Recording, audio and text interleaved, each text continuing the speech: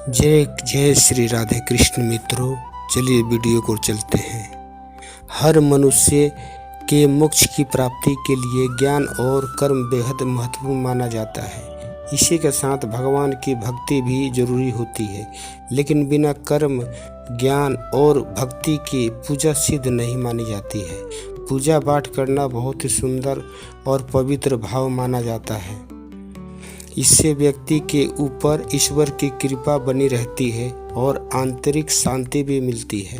अगर व्यक्ति सच्चे मन से ईश्वर की प्रार्थना करता है तो उसके जीवन में कठिनाइयाँ जरूर आती हैं, क्योंकि ईश्वर उसी की परीक्षा लेता है जिससे वह सबसे ज़्यादा प्रेम करता है।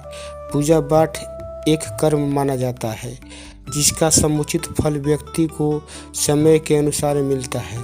लेकिन आपने ये कभी सोचा है कि जो व्यक्ति ईश्वर की सच्चे मन से पूजा करता है वो परेशान रहता है, वहीं दूसरी तरफ बिना पूजा पाठ करने वाले लोग के जीवन में सुख समृद्धि का आगमन होता रहता है।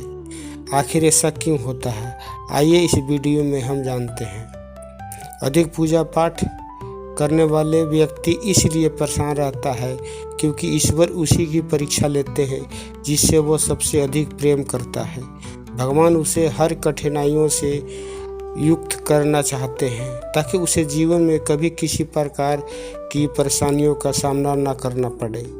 वहीं भक्त भी सच्चे हृदय से अपने आराध्य की पूजा करता है ताकि ईश्वर के प्रति उसकी आस्था निरंतर बढ़ती रहे और जीवन में आ रही कठिनाइयाँ भी उसका कुछ न बिगाड़ सके। ईश्वर अपने भक्तों को कभी उदास नहीं देख सकते और वह नहीं चाहते कि दूसरा उन्हें परेशान करे और उन्हें कोई हानि पहुंचाए। इसलिए भगवान भक्तों को अकेले रहने की शक्ति देते हैं ताकि वह हर स्थिति का डटकर मुकाबला कर सके। भक्तों, अगर आप ईश्वर की पूजा कर रहे हैं तो उनकी पूजा में कभी गलती न करें। कभी कभी ऐसा होता है कि हम कई बार पूजा पाठ करने के दौरान छोटी छोटी गलती कर देते हैं जिससे हमें मुश्किलों का सामना करना पड़ता है। लेकिन भगवान कभी भक्त का नियम नहीं देखते। वह किसी विधि और नियम से पूजा कर रहा है, वह तो बस यह देखते हैं कि भक्त श्रद्धाभाव से उनको याद करे। ईश्वर एक शक्ति है और भाव है कि उसी अगर आदमी ज्यादा पूजा पाठ करता है तो वो दुखी रहता है। आइए इसको जानने के लिए एक कहानी को सुनते हैं। ईश्वर की सच्चे मन किसी नगर में एक निर्धन व्यक्ति रहता था। वह हमेशा दुखी रहता था और हमेशा उसे इस बात की शिकायत रहती थी कि ईश्वर की इतना पूजा करने के बाद भी उसे कुछ नहीं मिला। जब वो भी पूजा करता था तो भगवान के समक्ष अपनी विनती करता था और कहता था, हे प्रभु, मेरी पूजा में कहीं कमी रह गई हो तो आप मुझे इतने कष्ट दे रहे हैं। कौन सा ऐसा मैंने पाप कर दिया है जो उसके बदले में आप मुझे इतने दुख दे रहे हैं? क्या मेरा पूरा जीवन इसी प्रकार दुख में बीतेगा?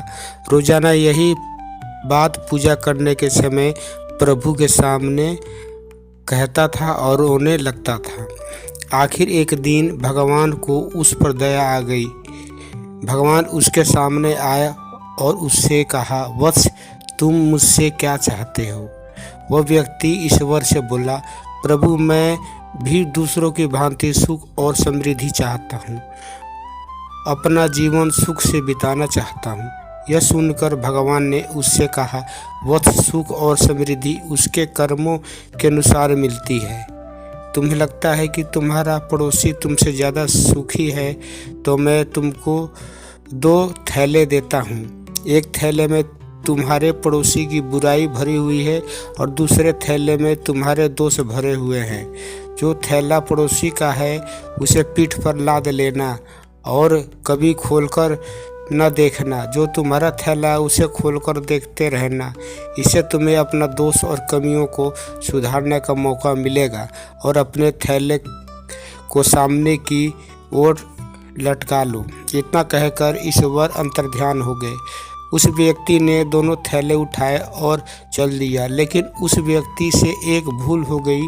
उसने अपना थैला पीठ पर लाद लिया और उसका मुंह उसने कसकर बांध दिया और पड़ोसियों का बुराई से भरा थैला अपने सामने लटका लिया।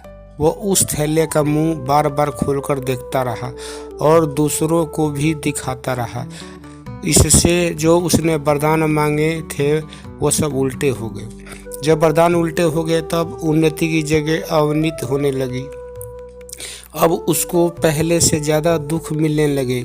दूसरों की बुराई दिखाने की वजह से लोग उससे बुरा कहने लगे। यदि यह व्यक्ति दूसरों की बजाय अपनी बुराइयां दूसरों को दिखाता तो वह बुराइयों का सुधारता और उसकी उन्नति मिलती, लेकिन उसने अपनी बुराई की बजाय दूसरे की बुराई दिखाने लगा। इससे यह सीख मिलती है कि यदि इंसान दूसरों की कमियां निकालने की बजाय अपनी कमियां निकालकर उनको ठीक करने का प्रयत्न करे तो वह